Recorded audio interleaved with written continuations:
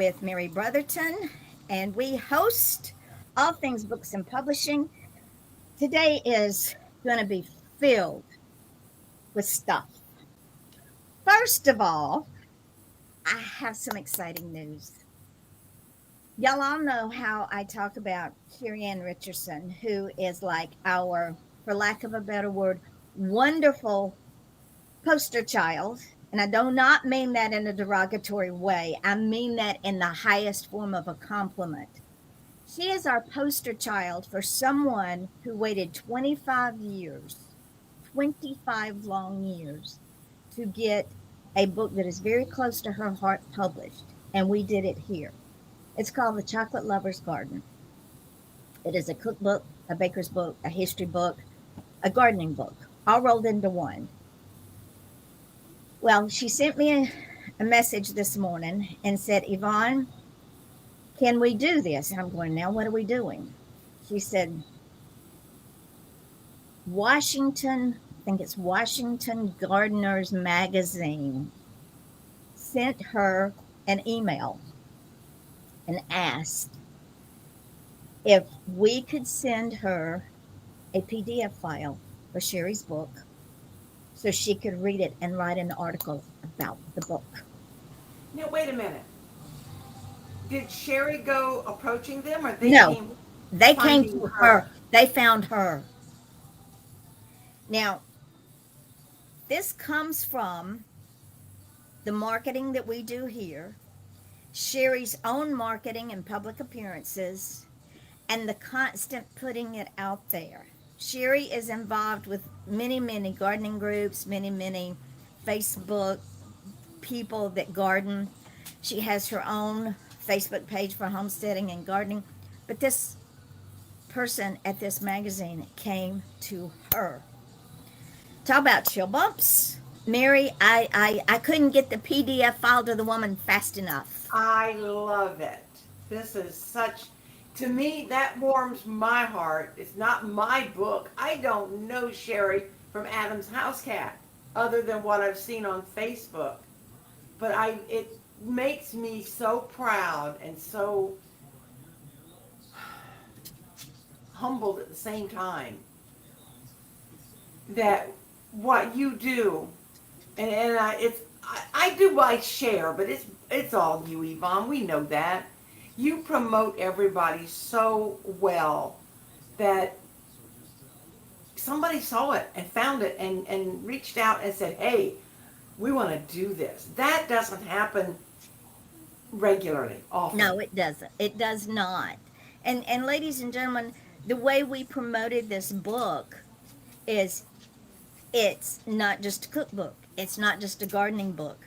And we talk about the fact that there's history in there. This book is good for a child, even a 7-year-old that wants to learn gardening, that wants to learn history, that wants to learn how to cook with chocolate, that wants to learn how to bake with chocolate. Even if mom or dad or auntie or older sibling has to read it to them, this book is for every age group. And for Sherry to be approached by a well-known gardening magazine just This is just the beginning of her Yes. iceberg. it is.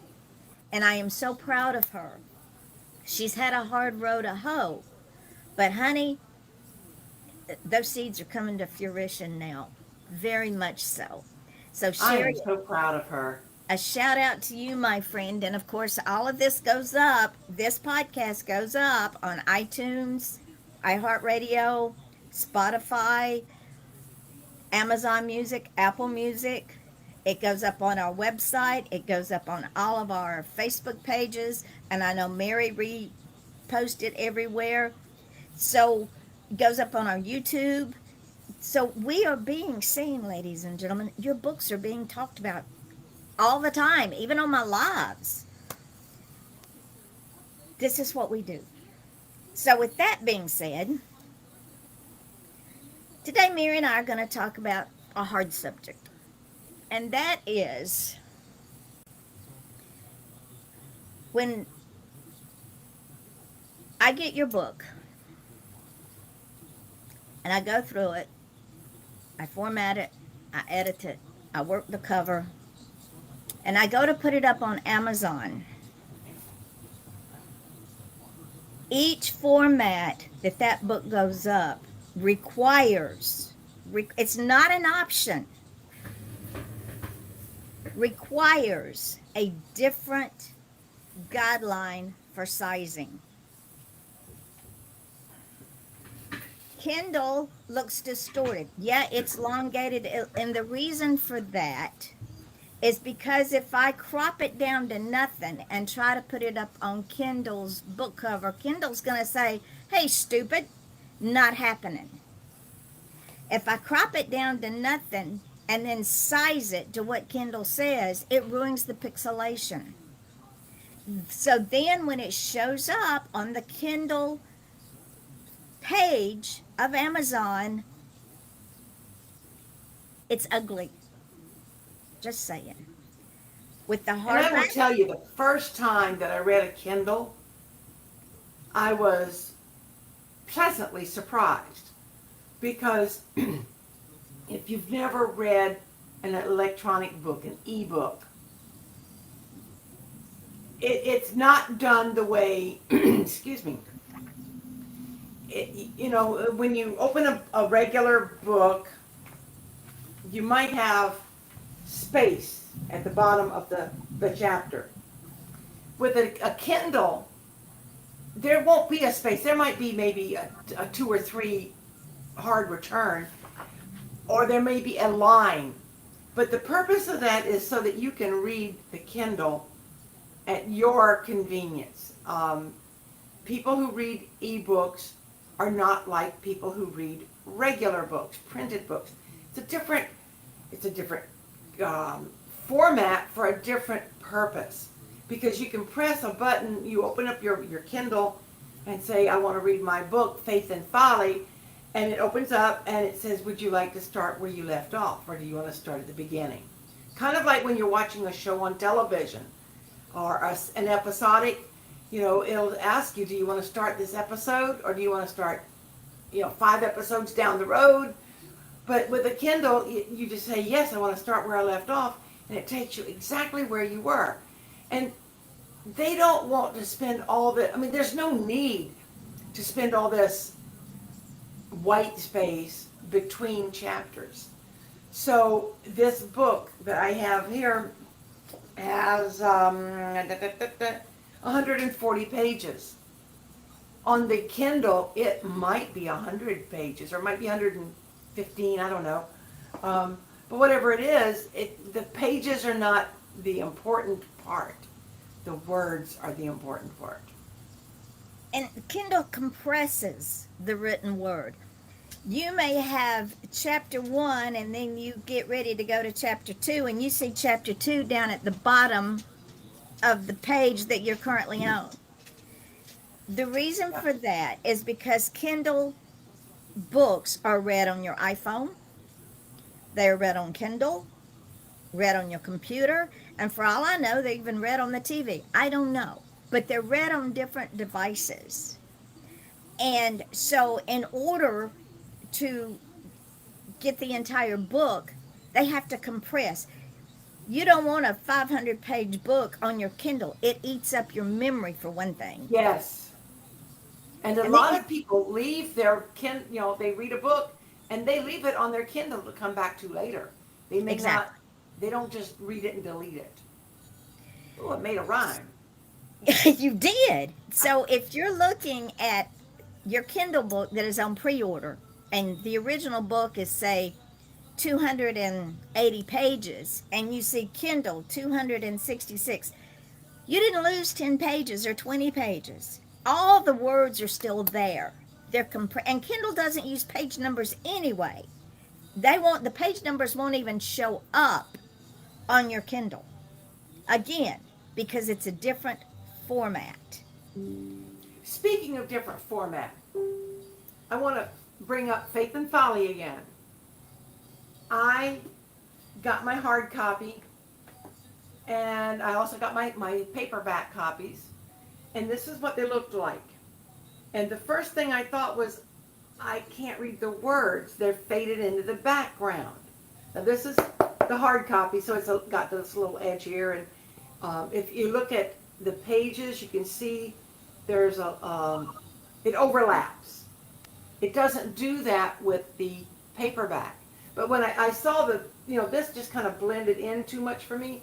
So I contacted Yvonne. I said, can you fix that? Well, I thought it was going to be an easy fix. But she had already spent all the time in the world formatting it and putting it up and getting it ready. And she said, well, it'll take me a minute. I'll do it, but it might mess everything up. And if you've never designed anything before, you don't know. I could feel the disappointment in her because I know what I feel like when I have to redesign something. But she did it for me. And let me show you the back cover. This is what the back cover originally looked like. And I liked it okay. But then when she got to redesigning, she had to change it.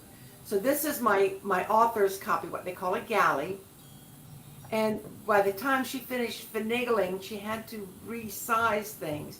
And she made the title nice and white, which is much easier for me. And this bar doesn't go on your copy. But you see, she had to shrink the gesture down because she was fiddling with it and everything just went, oh, you want to change your cover? Well, guess what? You're going to have to pay for that. And the back, she made him much, much smaller, which I really love that, and put all the words up at the top. So it was so much easier to pick it up and read it. Now, would I have preferred that the gesture stay big on the cover? Yeah, I would have. But Yvonne is doing this for me and all of her authors out of the generosity of her heart. She spends hours and hours and days sometimes creating these covers. And Yvonne has been around long enough to know that if people don't like the cover, they're not going to pick up the book. If they're looking at Amazon, they're not going to press the button that says put in my shopping cart. The cover says everything. And I get it. Control freaks of the world. I'm your queen. I know what you're going through. But if you can just trust the process, it's so much better.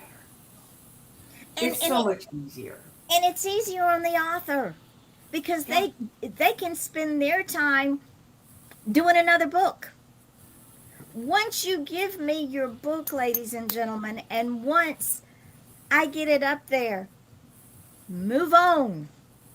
Because that's what I've been doing. It's closed. I just sent Yvonne Steep Steps. And what have I done with my time? I started doing my marketing campaign, my pre-order marketing campaign. And you'll find on all of my social media similar looking posts because consistency is the key. But I've been making these posts. I either have reviews or excerpts from the book. And then I have things that I've written about the book that came from my introduction or my preface to tell you a little bit about why I wrote the book. And so these are all little snippets. I mean, a sentence or two, and then I put it on the post and I schedule it, and then I forget about it. I just move on. Let's talk about Steep Steps for a minute. Okay.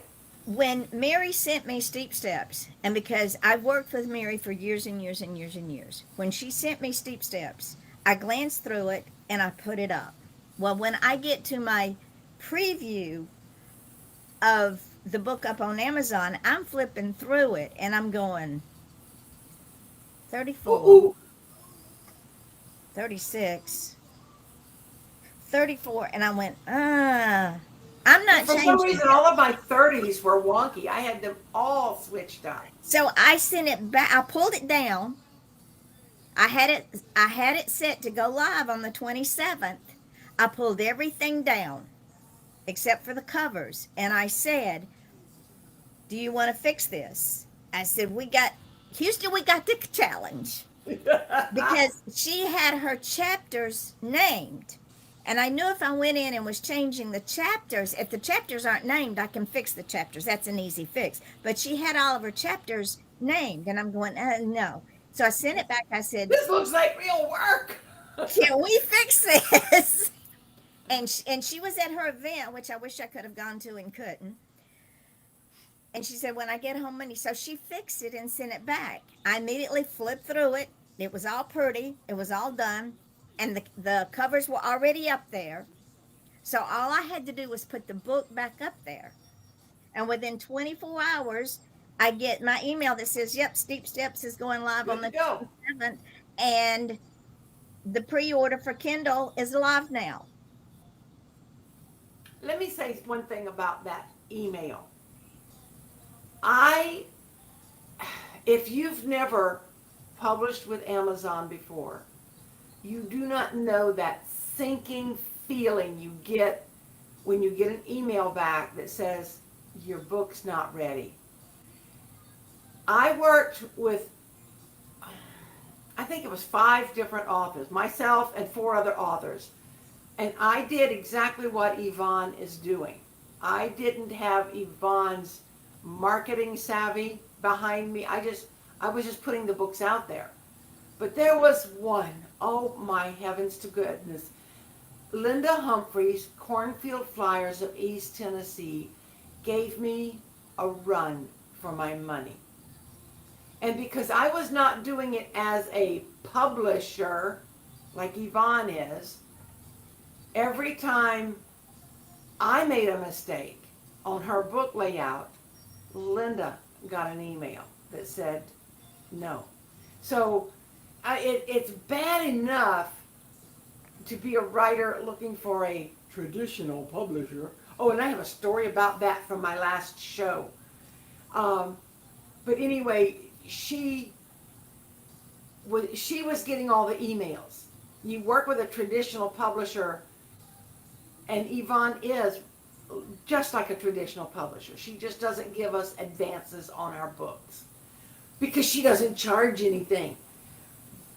She takes the brunt of the Amazon anxiety away from us. That was one of the most heartbreaking things to work because they kept telling me the same thing over and over and over, but they weren't explaining it the way Yvonne explained it. And Yvonne said, just send me the book and send me all of the assets is what we call them, all of the images, all of the everything you've got, everything that you did, I need individually. I don't want your PDF. I don't want your JPEG, blah, blah, blah. I just want the individual photos, the graphics. I'll do it. 3 days later, she had the book up. A week later, Linda had sold her first copy. I don't know how she did it. I don't care how she did it. But it took me over a year of fighting with Amazon. And then not only was I getting these, nope, he screwed up, emails, the author was getting them. And that's heartbreaking for an author, especially the authors that have a certain level of expertise with technology. They just don't understand it. I don't know how many times Linda said, just give it up. Stop. But now she's sold, what, 2, 3 copies? Yeah. Because Yvonne was there when I was ready to give up. Yvonne said, no, I'll do it. I can make it work. I don't know what you did. I don't care what you did. It's magic. People are buying the book, and we move on from there. And I'm waiting on her to send me another one once she takes care of her daughter. Yep. As soon as Sherry's stable. out of the woods here. And this is what I do, ladies and gentlemen. And I used to pay for my book covers. I paid a wonderful graphic artist, Debbie DeSantis. I am forever grateful for her doing my book covers. And I'm going to tell you, my book covers were never under $400. never under $400. And that was only for a paperback cover because at that time Amazon was not offering hardcovers. So it was only for the paperback. If she had had to do a hardcover, it probably would have been more because hardcovers, like Mary showed you, you have to allow for what's called a wrap. Exactly. The spine is thicker, it's wider, and you have a wrap. And if any of the graphics, see the You can difference. see the difference right here. And How much thicker. if any of the graphics or the print is below the wrap line, they're going to kick it back. So you have to allow for that. That was the reason that Mary's name was on the legs of the jester. Yeah. Any lower than that, and Amazon said, "What the hell are you doing? We're not printing it until you give us what we want. It's not what you want. It's what And- we have to have." And because at the time I was still clutching, I was like, "Oh, it's my book. I want it done my way. You can't do it your way. You have to do it my way." And this is why Yvonne said, "All right, Mary, I'm going to do it the way you want it. But this is it. I'm not doing it anymore. You have to take it or leave it." And that's why you see the difference in the size. Now, granted, this is not a paperback, but the paperback and the hard copy are basically the same now. She had to move. I wanted my name down there on the bottom where it was not. It's the same place. So she had to make some adjustments. She had to shrink my little gesture guy. It is what it is, ladies and gentlemen. You have to understand Amazon makes us do what they have to do to make your book printable. And It is. Go there's a ahead. reason for everything. And the reason that Amazon is such a stickler is because they don't want to have to adjust their equipment for my book, Linda's book, Sherry's book. They want every book that is a 6x9 to come off that machine ready because they print a copy or they might print 10,000 copies, but it doesn't matter. They print on demand and they want to make sure that their machine doesn't have to be recalibrated every single time. So I've worked with traditional printers for my first 3 books, and you had to do that. I mean, they have particular requirements too, and they will tell you, well, we have to reset this machine just for your book. and Amazon that, doesn't do that. and that costs money. It's called typesetting. Yep. And I'm going to give you a backstory. I had to order some pens for our JCI Senate Florida Foundation for our high donors. What they call the typesetting or the mock-up, for them to typeset this one pen, it cost me $300, or it cost the foundation $300 for the typeset. Just for our Setup fee. pen. And that means the typeset included everything we wanted on that pen, plus the design of the pen.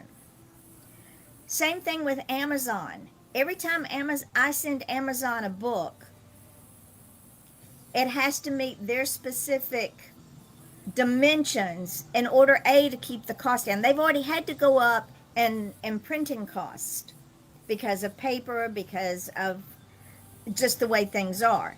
But they still keep them affordable because me as the publisher, I get to set the price. And I set the price so that my authors get the biggest bang for their buck after the printing cost. For instance, if Mary's printing cost for Faith and Follies is $6.99, that's what it costs to print that book, then I want to at least charge $12.99 to the customer so that she gets a higher royalty. And even in worldwide distribution, the royalties are not that much, and they've cut off a lot of the worldwide distribution. There are some countries that we can't sell to because they won't let us anymore because of the pricing. Yep. So when I do worldwide distribution, it sometimes it will go depending on hardback versus paperback versus Kindle. Kindle goes everywhere because there's nothing involved but It's electronic. it's electronic.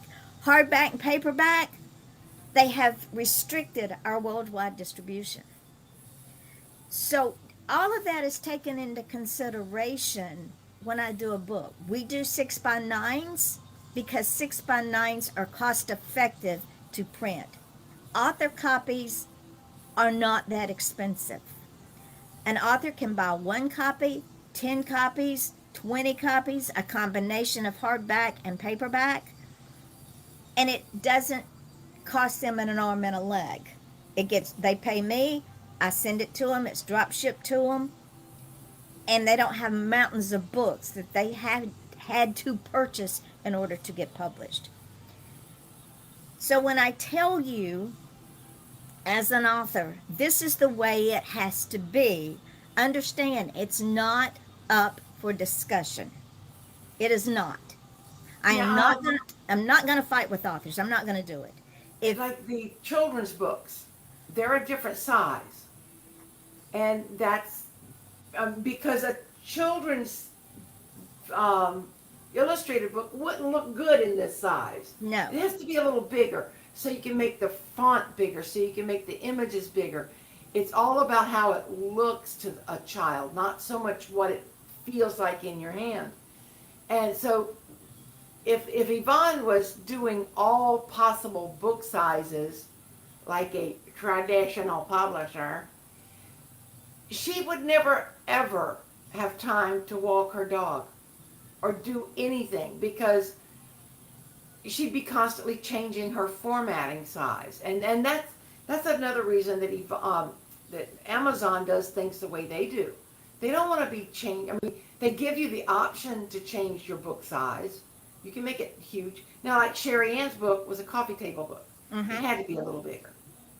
And but other than that, there's, don't be coming to Yvonne saying, I want a 17.5 by 11. Oh, is this a coffee table book? No, it's not. It's just a regular book. No, sorry. Number Follow one, the you can't afford it. guidelines. Be grateful. Be grateful, people. She's doing us a tremendous service. Case in point, I was at a book sale, book event, Saturday in Oviedo at the mall. Was well attended. I was the invisible woman. I don't know what happened. I had a beautiful display. I was very pleased with how it looked. I got a handful of people. I think I sold 4 books all day long. The woman to my left was knocking them dead. The man to my right was knocking them dead and digging a hole and putting them in it and putting flowers on top of the grave too. They would look at her and go buy a book, and they just walk right past me, didn't even look at me. And then they go next to Stephen and buy a book for themselves and another book for their brother and another book for their brother's uncle and all kinds of crazy things. But I had this woman come up to me, and she got really excited about my children's books. And she was looking at them, and she said, well, who did the illustrations on this one? And I said, well, that one I did with AI. And this one I did with a traditional artist. It was her first book. She worked with me, and now she's told me that her fee for going forward is $3,000. And the woman said, well, she's right in line with what everybody else does. The cheapest I can find is $2,500. And I said, oh. I said, that's still pretty steep for somebody who hasn't sold a single copy. She said, well, I'm working with a traditional publisher,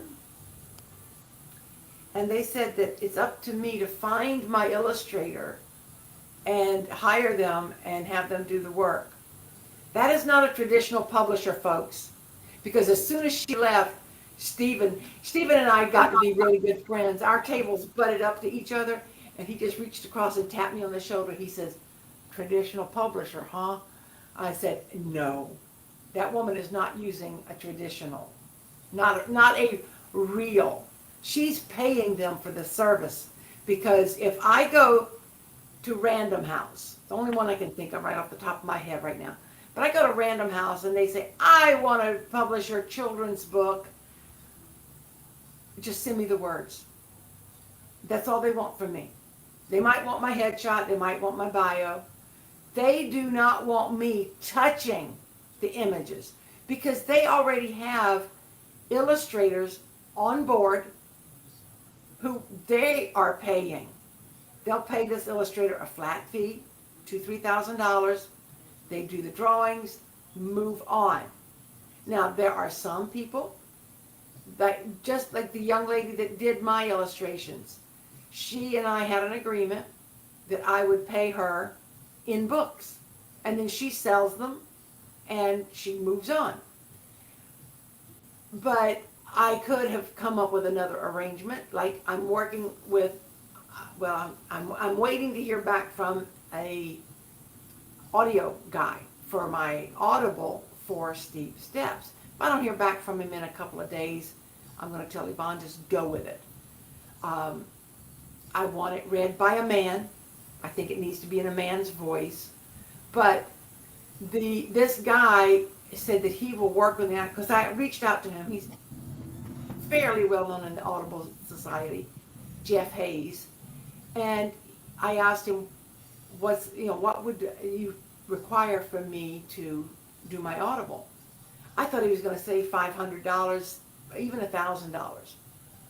He said, no, I do this work on commission. When you make money, I make money. I'm like, okay, let's talk. Of course, he wanted all of my social media links and any information I could give him, because he wants to know if I have a following. He may not think I'm big enough, and I may not care. But, it's fun to find out how these other things work. All I have to do with Yvonne is say, please turn it into an Audible. She presses a couple of buttons and chooses a voice for me, and we are ready to run to the races. The downside to doing what you are attempting to do is this: that Audible book will not be linked to what we have up already. If anybody wants that Audible book, they have to go on Audible and look for it. When you put it, when I do our, and you've seen, when I do our books, all 4 formats are on one. If I pull up paperback, you're going to see Audible, Kindle, hardcover, paperback. If it's done separately, and ladies and gentlemen, what Mary is doing is a learning lesson. And I had to learn it the hard way too, because I have a couple of my books I'm trying to get back from someone that I paid hundreds of dollars to put up on Audible way back when. And if you want those particular books, you have to go to Audible to look for them, because they're not up under my paperback, hardback, whatever. So just keep that. Well, in that case, Yvonne, punch the buttons and make it go Audible. And if he comes through and it's done on a separate platform, that'll be another option out there. It won't happen that way, because you'll have to change the title.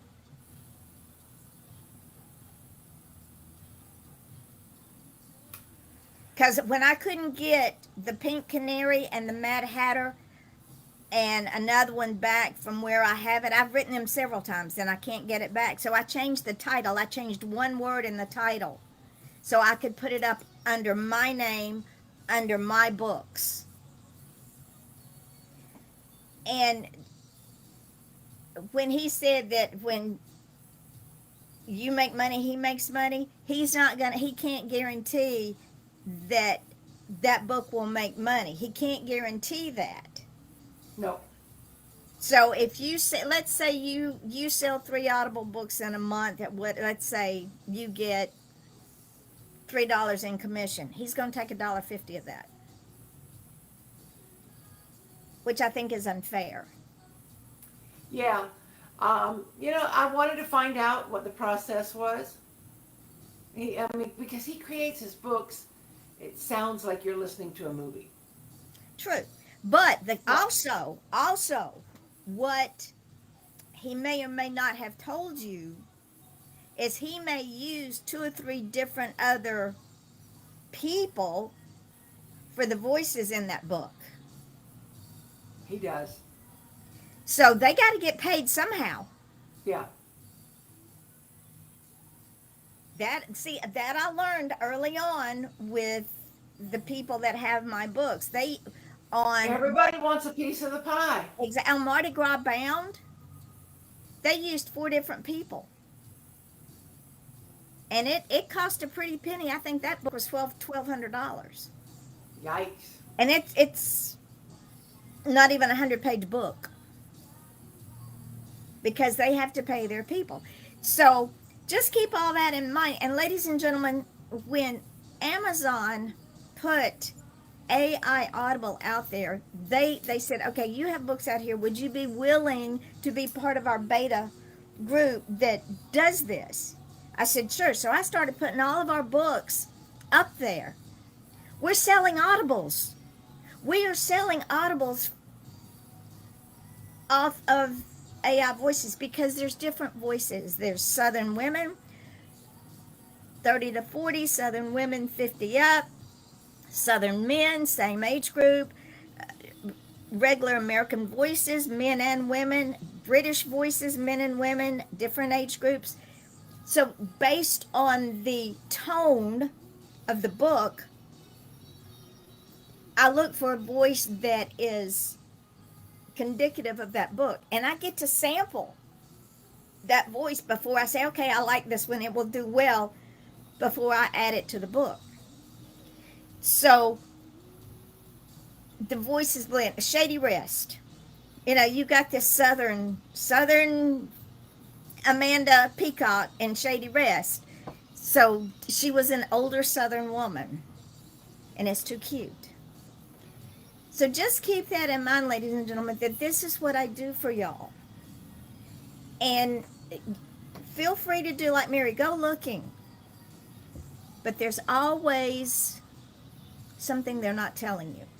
Yeah, there's a reason that Yvonne does what she does. There's a reason she does it at no cost to the authors. And it's up to us to accept that this best-selling author actually knows what she's talking about. It's up to us to choose to let go of the reins and let her steer the chuck wagon. My friend Andrea says, here's the book, go do your thing.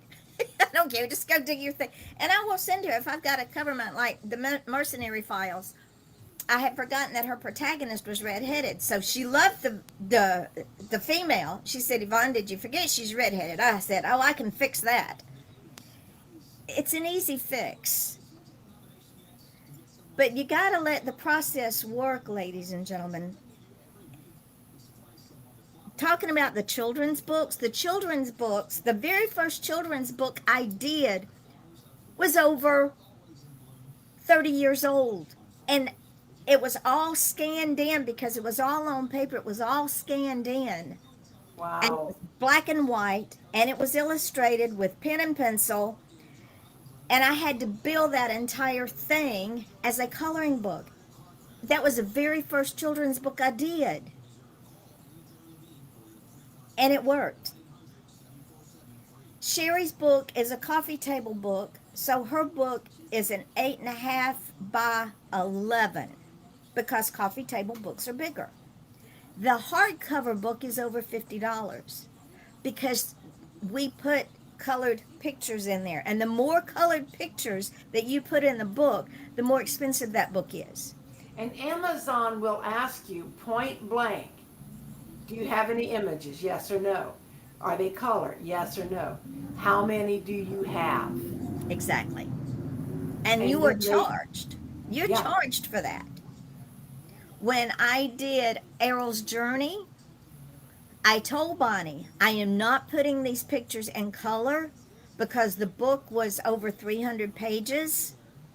If I had put them in color instead of black and white, it would have been almost unaffordable. nobody can afford to buy the book. And the purpose of writing, there are many purposes for writing, but one of the main purposes that I write is for other people to read. Um, if I just want to write for my own sake, all I need is a journal or a notepad on the computer. I don't need to worry about anybody else. But I want people to read what I've written because I feel, I believe, that's why I was put here. I was put here to write books that people want to read. They're either educational or inspirational. And or for entertainment. yeah, And even with entertainment, you learn something if you read with an open mind. absolutely. And it is the purpose of Midnight Publishing not only to make Mary's dream come true, Sherry's dream come true. I'm watching that woman just blossom. We created a monster and I love it. And Yeah. to make Ellie's dream come true and Linda Humphrey's dream come true and Andrea's dream come true, we got to make it affordable because these people do have a following and they will read the book. They will tell someone who will tell someone who will tell someone. Plus all the And marketing we do. let me tell you, folks, my first three books, I did it the hard way. And people were telling me, oh, you should use Amazon or you should use Ingram Sparks or whatever. But I heard all these horror stories from other people about why they didn't like them. Well, I didn't think, well, I'm going to be different. If they didn't like them, I'm not going to like them. But that's not the way to look at life. You got to try it because when I got my first book published, Yvonne mentioned having boxes of books. I had to buy, well, I could have bought as few as 100 copies, but I bought 500 because I wanted to be able to sell them for $10 a piece. If I bought 100 copies, my price would have been higher. If I'd bought 1,000 copies, my price would have been lower. But I couldn't afford to pay for 1,000 copies, my God. I'm still selling from the first 500. I've sold a lot of books, but I can't go to every single book event out there and make people buy my books. They do or they don't. But I had to also factor in, I didn't do this on the first one. I did this on my second one though. I had to factor in if somebody sees my book online and they want to buy it, who's going to cover the postage? With Amazon, you don't have to worry about that. If people are using Amazon Prime, which by the way, this is Amazon Prime week, so this is a great time to go and buy more books. But if as a self-published author with an outside printer, I had to factor in the cost of printing, the cost of mailing, the cost of the actual envelope. So that made my books cost more than if I sell them through Amazon. And I don't want my books to cost more. I want them to be reasonable for everybody. And The that next, and also, Mary, what a lot of people don't factor in is every time we go to an event, we have to pay for that space. We have to recoup. This is what has to be recouped. You have to recoup the cost of the space, the cost of what it cost you to purchase your books, the cost of fuel to get there and home, your time. And a and if lot you're of going some distance, hotel and food. so that's six things you have to factor in when you decide to publish. So if you do like Mary did and you buy boxes of books, then when you go to those events, you got to recoup the cost of what you purchased those boxes of books for, plus your hotel, the book space, the gas, the food. And even if you're not staying at a hotel, you still need to eat while you're at that event, unless you take Or at the stuff. very least, you need some coffee. Exactly. Me and Oh, coffee. So when we do what we do here and make books affordable, we not only make them affordable for the reader, I make them affordable for the authors. I just sent out 10 books to Rose, and I think her cost to me, including shipping and handling, was $34 and some change. And she will get them drop shipped to her door for her to do with it as she pleases. What I do is somebody says, okay, how much is it going to cost me per copy? So I go in and I bring up one copy, I throw it in my cart just to get an idea, and I say, your book is X amount of dollars plus shipping plus tax. And if they want 10 books, I throw 10 books up there, shoot them a picture up, say, if you still want these, let me know. I will go ahead and pay for them. I will send you an invoice via PayPal. Oh, and PayPal, this is new. PayPal now accepts Venmo. Oh my. So that's another thing that PayPal is doing. I send you an invoice via PayPal so that you have it for your records. You pay me through PayPal. I drop it into the book account and we're good. The books come to you in 3 to 4 weeks. People say, why 3 to 4 weeks? Okay, again, it is print on demand. So they have to go in, they have to set it, they have to print it, they have to box it, they have to ship it. And it comes via UPS. I've And got a question. I have an answer, I'm sure. Well, finish your thought, then I have a question for you. Now I'm finished. Go ahead. Okay. It's Prime Week. Yes.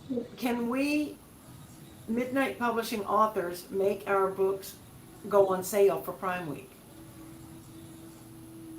I can try. Just curious if that would boost our sales this week. Sometimes Amazon will slash them for us. I know they do that with a Kindle. They also do that with hard copy and soft copy, because I've seen them do it. So if I go in and I slash the price, then I got to wait 24 to 72 hours for it to go back up. Oh. I don't think we want to do that. If Amazon Okay. slashes them, it's done immediately. Okay. But with And Prime there's no Week, changing on your part. right, I don't have to do anything. With Prime Week, if you are a Prime, and this is another reason to be a Prime Amazon member, you don't pay for shipping. That's right. And it only costs like, what, $15 a year? Yeah, it's not that much. Not much at all. So, and the Kindles, ladies and gentlemen, our Kindles are next to nothing. Because it's like Mary said, people, and the Audibles are even less. Because people like their Kindles and they like their Audibles.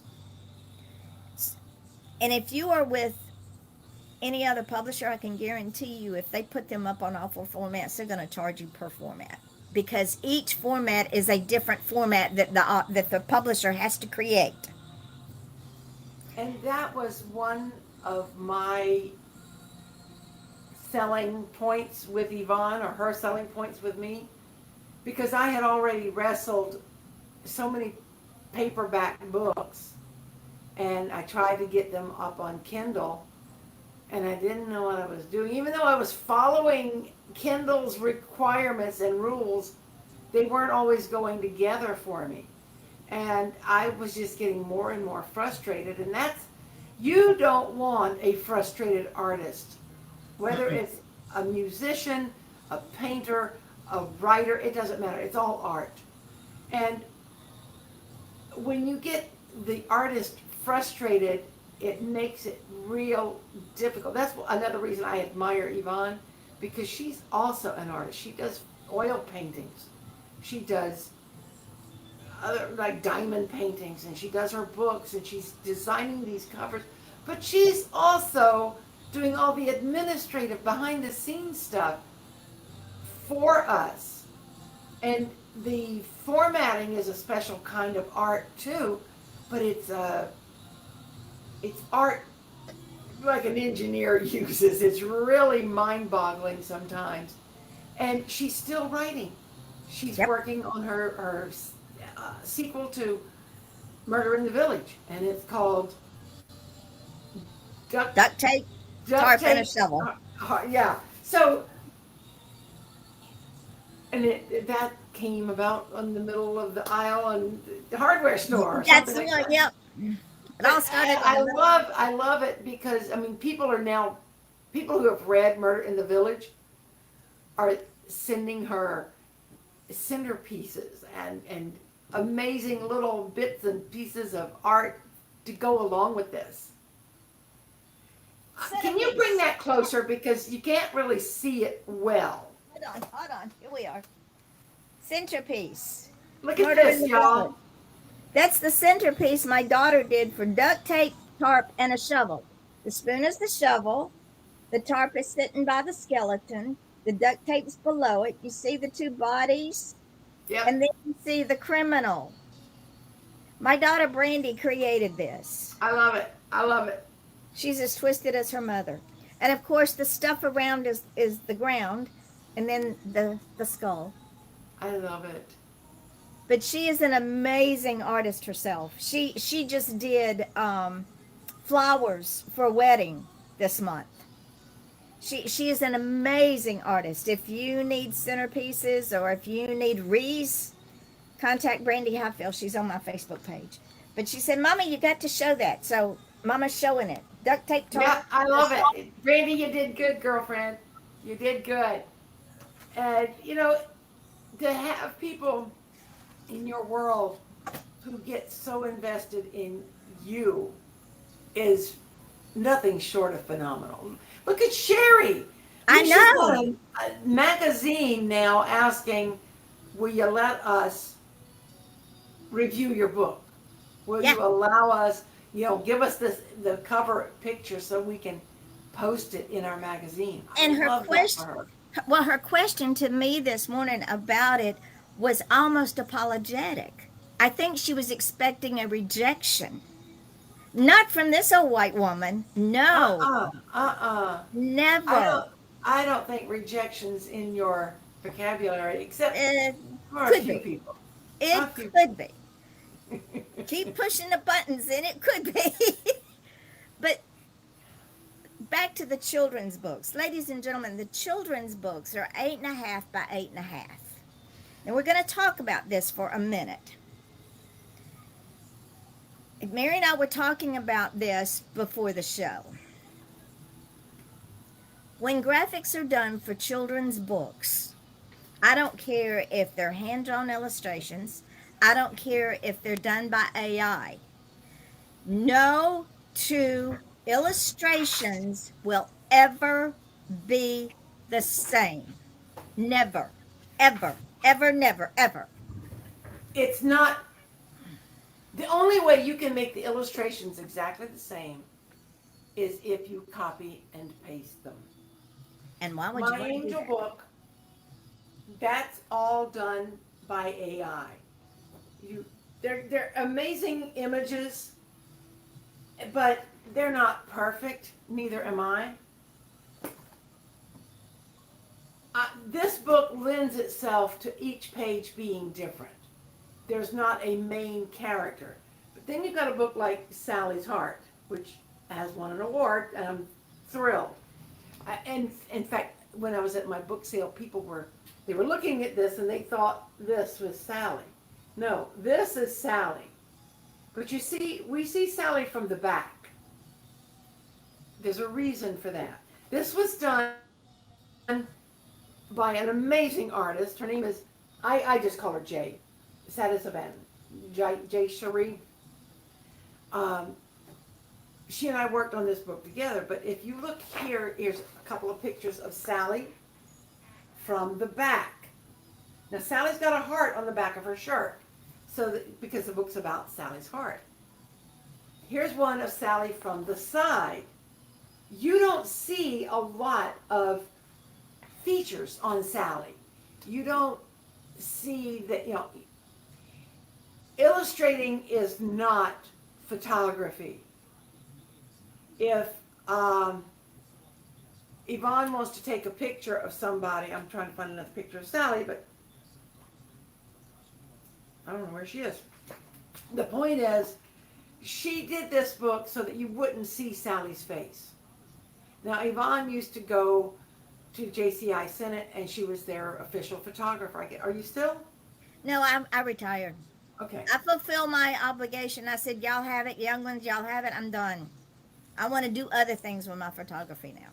But she was taking hundreds, thousands of photos at these events. Now, you can look at the two of us sitting right here. My hair in one picture, it might look beautiful, and then I turn my head like this, and it's like, what's going on over there? And this is real life. There's no way that she can, any photographer, wedding photographer, baby photographers, family reunions, you get everybody together and you're taking pictures, and there's, God bless her, my darling Linda, who inspired Sally's heart. That woman has never had her eyes open in a photo since she was 8 years old. For whatever reason, her eyes, she's always blinking, or she's always just has her eyes closed. And I remember once we actually got a picture of her beautiful blue eyes. I think they're blue. And everybody was like, oh my God, Linda's eyes are open. But you're going to have somebody who's caught like this. They might be speaking to their neighbor. Their words come out looking weird. And you cannot make a perfect picture, whether you're drawing it, painting it, using digital programs. There's just no way that you can make it exactly the same for every image. Now, there are ways that you can get consistency among your characters if you're using AI. But consistency isn't copy and paste Stepford wife, perfect marriage image. It just doesn't happen. And any artist who is worth his or her weight in rock salt, because gold is out of the world, but it doesn't matter. If they're worth a nickel, they're going to tell you, I can't make all of your cartoon characters look exactly the same. And that's why artists like Jay do Sally from the back. So you don't have to worry about it. There are many tricks and ways to do this. And I know, Yvonne, you're working on a book with animals and forest creatures and the alphabet. And those aren't going to all be exactly the same. What's the name of the book? It's Fantasy Forest. It was a book that my mother wanted to write before she died, and she took the names of all of her grandchildren and used their names for animals in the forest. And in this fantasy forest, everybody got along. Well, that book never came to fruition because she said she wasn't good enough. But she was talking about artist. She was mixing media before the art world said, oh, you can mix media. She was mixing oils and watercolors and oils and acrylics and oils and pastels before the art world said, oh, you can do that. She's going, oh, why can't I? And she's doing it. But she never thought she was good enough to write, but she was. So Mary and I were talking about children's books, and in the middle of the night when I couldn't sleep, all of these little creatures were talking to me. And I have put up a few of the graphics that I have done for these creatures. And every time I go to build a new graphic, I change it. And there's a reason for it. I was told that children like continuity. No, children like excitement. They don't want to turn the page and see the same graphic. They really don't. It's boring. It really is. Children want to be able to learn new things and see new things. Case in point, when I was in school and I was in first grade, and those of you who are of this age, and we had the little C, Dick, and Jane primers, it was boring. I was already finished with that stupid little book at 6 years old, while the others were still struggling at the first page. Not only were the words boring, the pictures were boring. Yes. There was no depth. When I if I'm given a book and there's no graphics and I start creating graphics, the story is running like a movie in my head. And those of you who are writers understand this. I know Mary does. It's like a movie. Yep. And the graphics, literally like the words of my books, create themselves. There's depth to those graphics. And there's depth because I'm going to tell you what. I don't know if our children are born smarter or if we were just repressed as children. I think you got it the second time. I could read and write before I ever went to school. I was 5 years old and answering the phone for my father's business at 5 years old. Oh, yeah. So by the time, and I didn't go to kindergarten because they didn't have it. So by the time I got to first grade, when I'm having to read this boring Dick and Jane book, I'm ready to pull my hair out. When I was in third grade, I was reading on seventh grade level. So when you have a 2-year-old and you're reading a book to and you're going, see, Dick and Jane? See Dick and Jane? They're just standing there. Yeah, Dick and Jane. Yeah. Okay. What are Dick and Jane doing? I'm done, Mommy. See Dick run. See I gotta Jane go, run. Mommy. It's boring. Children love depth. I've got a 4-year-old great-granddaughter who thinks she's 40. She's in preschool. And after lunch, the teacher said, now we all going to lay down on our mats and take a 30-minute nap. And she propped her hand on her hip and she says, I'm 4 years old. I don't take naps. Not at all. This girl is very, very smart. She could probably outread her grandmother. I'm not going to give her a boring book that represses her mind. I want her mind stretched beyond limits. I want her to understand why Sally's heart was donated. Yeah. I want her to understand why there are angels in different forms and pets and butterflies and the clouds. I want her to see things, experience things. Cornfield Flyers of East Tennessee, I want her to see those children talking about things that are important to them. And there's one little poem or story where this child talks about death. And somebody says, oh no, children don't need to talk about, oh yeah, they do. Oh, yeah, I'm getting ready to write one now. They really do. Because death is part of living. And the younger that a child is able to understand that death is not the end, it's a new beginning, and that it's okay, and that we all have an expiration date, the better off the more well-rounded that child is. Am I right, Mary? Absolutely. Absolutely. So you don't want to. Oh, I remember when I was a child, we didn't discuss the human anatomy in actual terms. And I was probably 12 when I was introduced to Shakespeare. I'm trying really hard to make this proper for human consumption. But my parents gave our body parts cute little names. And I read Shakespeare for the first time, and someone got stabbed by someone else's dagger.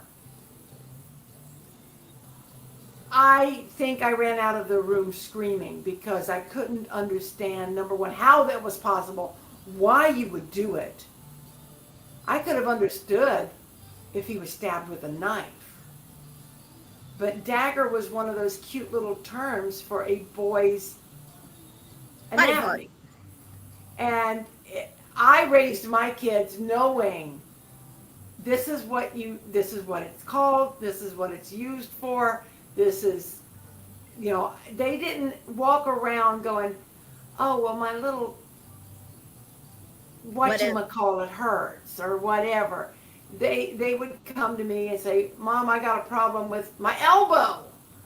Of course, my younger one probably would have called it his ulna instead of his elbow because he was very into anatomy. But I think ulna is the name of the elbow bone.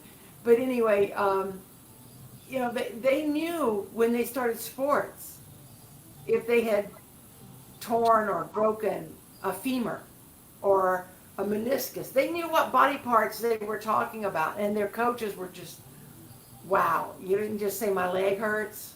You had to go there. You had to tell me that, yeah, I think I separated the trapezius from the whatever, the deltoid. And, dude, your shoulder's dislocated. Oh, really?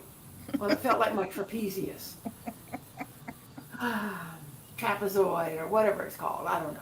I don't know these words, but they knew them. And our children need, and I agree with Mary, our children need to be educated. And if they're educated in the right way, then when they get older, they're not using words, A, they fully don't understand, and in the wrong vernacular. And if the Joneses use the term, let's just say we'll use colors. This is not a hand, it's an apple, or it's a red. And this is not an elbow, it's a purple. But then the Greens use numbers. Oh, this is a 4, and this is a 2. Then the kids get together, they start discussing these. Well, my purple hurts. No, that's your 4. It's really confusing because people come up with their own pet names for different body parts. And why not just call it what it is? And that there's nothing wrong with that. It's the medical vernacular. Yeah. And used in the right way. In fact, the F word was not always an ugly word. No, it was not. I dare y'all. In fact, I challenge you to go look it up. It was not always one of the words we don't say out loud. It was not. And it did not always mean. It was an acronym. Yes. And it didn't always mean what we've made it mean now. Yeah. And there are also symbols that we use with our fingers to show distaste and to insult people.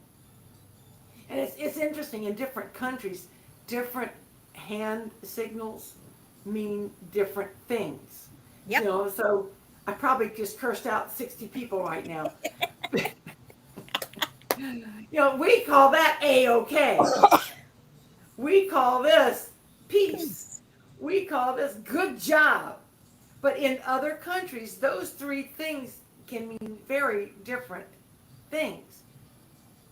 And there was the symbol that we use with our middle finger that means bad things to people and can start fights. Oh, yeah. That is because once upon a time in jolly old England, during the medieval times, I think, people who were hungry would take their bow and arrow out to the king's forest, and they'd go find them a wild boar, a wild deer, wild rabbit. It didn't matter. They were hungry. They'd go kill an animal, bring it to their village, and they'd eat it and feed their neighbors. Well, the king, it's mine. You can't have my stuff. I don't care that I'm fat and you're skinny and I have more than I could ever eat in my lifetime. it's mine. So they started calling them poachers, and they were, I guess. But if they caught you shooting one of the king's animals, they would chop off your fletching finger. Because when you use a bow and arrow, you're holding it, and you hold the arrow, the string here, and then you guide it this way. And then this finger is very important. I think it had the curl behind it. But they would cut this middle finger off. And the biggest insult to the king was to hold up. I always tell people, I don't just shoot you the bird, I use two fingers. But they would hold up just one of their fingers to show I still can shoot you or your animals with my arrow.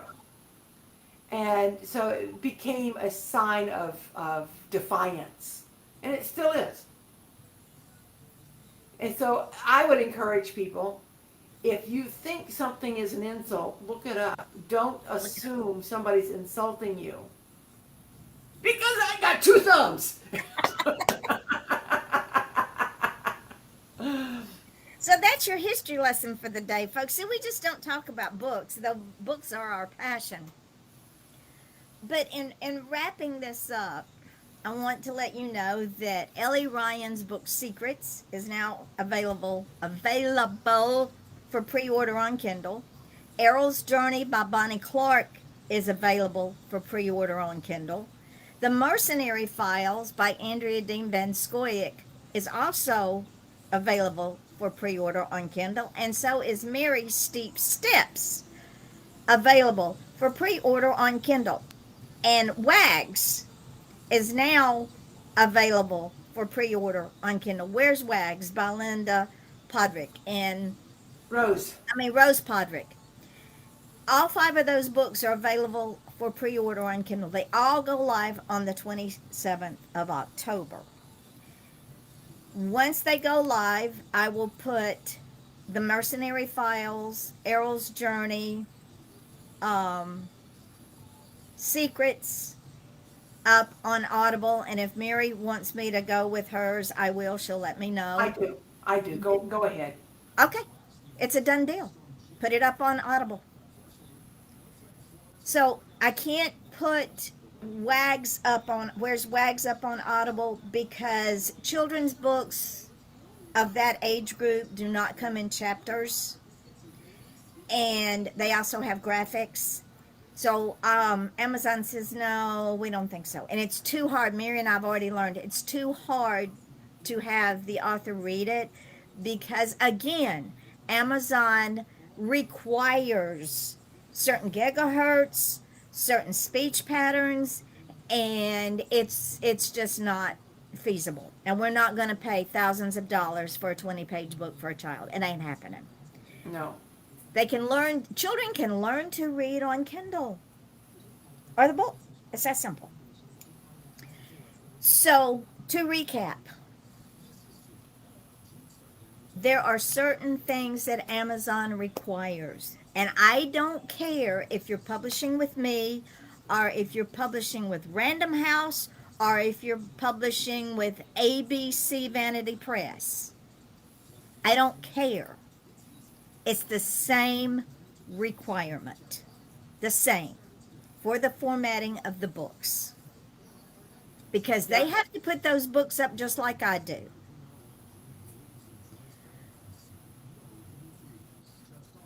I don't have the overhead they have.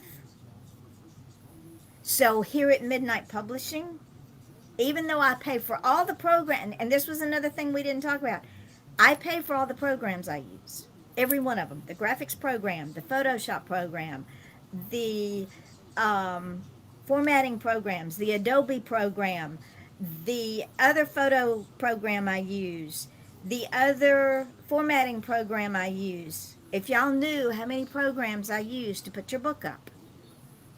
And I will tell you that when I was doing the images, well, I still do other graphic arts, I used 5 to 6 for one image. Sometimes, because you don't want to necessarily take exactly what AI gives you. you want to make it yours. And that requires extra programs. They're not cheap, folks. No, they're not. And there's a learning curve that looks a lot like a trapezoid. Some days I walk away because I'm going, but I never give up. One of the greatest things that I'm proudest of, and I know I go back to Sherry Ann, but y'all have to understand Sherry Ann's journey. I've been friends with her for years. I've watched her in the bottom of the pit. One of the greatest book covers that I'm proud of is her book cover, because she asked me, she said, Yvonne, would it be possible to use the cocoa bean that has the boa constrictor in the middle of it? Cocoa beans get like this, they're huge. And I thought, I can do that, but I need to start the story on the front of this cover. It has to be more than just the cocoa bean. So I added that beautiful chocolate dahlia. I put the cocoa bean in the middle of it, and then I opaqued the dahlia and put it on top of the solid cover. It started the story. Did it take a hot minute? You know it did. Oh, yes. Because I don't accept the first draft I do. I never accept. Unless it's very rare that the first draft is what you need. Yeah, very rare. And if it blows me out of the water, then that's it. But it also, what people don't understand is I am on my computer from the time I get up, anywhere between 4 and 7 in the morning, depending on if I sleep or not, to way, way late in the afternoon. And then sometimes I come back to it. And if Mary puts up something, if one of Mary's schedules promos pops up, it goes everywhere. I love that about you. Nobody else does that. And the first place it goes My up, own family doesn't do that. first place it goes up is on Midnight Publishing. Then it goes up on all the other pages. Then it goes as a feed up on all of our social media pages. This is how our folks get out. And I want to take this moment to talk to all of the Midnight Publishing authors. You have undiscovered gold right here in Yvonne. If you promote your books a little bit, she will promote your books 5 times as much. If you promote your books like I do several times every single day, she is going to snag that and use it. And her audience is so much bigger than ours. There's no reason to just wait for Yvonne to be the only one promoting your book, because she will promote you from what you give her. And I don't tag her. I might tag Midnight Publishing, but I don't go around going, oh, I need to tell Yvonne I put this up, or text her that I put a new post up. I just do it because I use a program called Canva. And it gives me the opportunity, now I do pay for it, but it gives me the opportunity to schedule my posts. And I was so proud. In August, I had posts scheduled through the middle of October, and I looked at my calendar on it last night. I'm like, oh my God, it's the middle of October. I got to get my posts out. But for 6 weeks, I didn't have to worry about it. I just did them, and Yvonne just snags them, and she promotes them like wildfire. So don't sleep on this opportunity to let everybody know about all of your books, because right now I'm really pushing Steep Steps. But next week I might throw in some stuff about Sally's Heart, or who knows, Faith and Folly. There's all kinds of things that I can, and sometimes, I mean, I'm also running a special on my first 5 books, which Faith and Folly becomes number 6, and it becomes a bonus. You buy all 5 of my first books for $50 right now, between now and the end of the year, I'll throw in Faith and Folly for you. I will sign them all, and you've got 6 gifts. For And the see, and holiday. that's through her personally. That's not through Amazon. You Nope. email her and let her know what you want. She will tell you how to get it. And real quick, I got to tell you folks, our YouTube site, just our YouTube site, 11,000 subscribers and viewers. Wow. 11,000, and it's growing. Our website, I looked this morning and we were like 15 away from 1,300 views. We have over 800 people that go on there. Between all of my pages, Off the Chain, Indie Authors, my Yvonne Sewell site, and my author site, and my Yvonne Mason Facebook page, just on Yvonne Mason alone, there's almost 4,000 people, not counting followers. I'm talking quote unquote friends, 4,000, Yeah. not counting followers. There's about that many on the other 4 or 5 pages. And they're not all the same people. No, they're not. Then I have Tumblr, Blogger, Instagram, Threads, Blue Sky, Monstodon, LinkedIn. Who else? Twitter or X, Yep. and everything goes up there. Then we have the podcast, which goes up on Spotify for creators. So it's on Spotify, iTunes, Amazon Music, Apple Music, iHeartRadio, YouTube, the website, plus all of the pages, plus all the other social medias. This is what we do because this is my passion. This is a gift from God, and I just want to share it. And I want God to get the glory, but I want y'all to understand that what we do for you, and Mary's very good, what we do for you all for free, you could not afford otherwise. Just saying. That's my sermon for the day. And we're going to close this session because I have to go bowl until March. I mean, we could run another 2 hours, but we'll close for the day. Yeah. And be we'll back get next to it. Wednesday. And of course, don't forget Yvonne does a live every morning. Every morning. I do a live every now and then.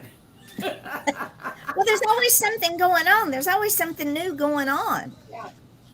And in the morning, I'm going to, if I didn't already brag on Sherry this morning, I might have. In fact, I did brag on Sherry this morning. You did. So once again, Sherry, kudos, my love. Thank you so much. You are wonderful. So proud of you, Cherry. You have no idea. So proud. So proud of you. And if you send me children's books, understand that they're a whole different animal. They have a bleed, and they have to be done right. Just saying. She's getting choked, so she's put me on mute. Gotta go, folks. Bye. Bye. Love you.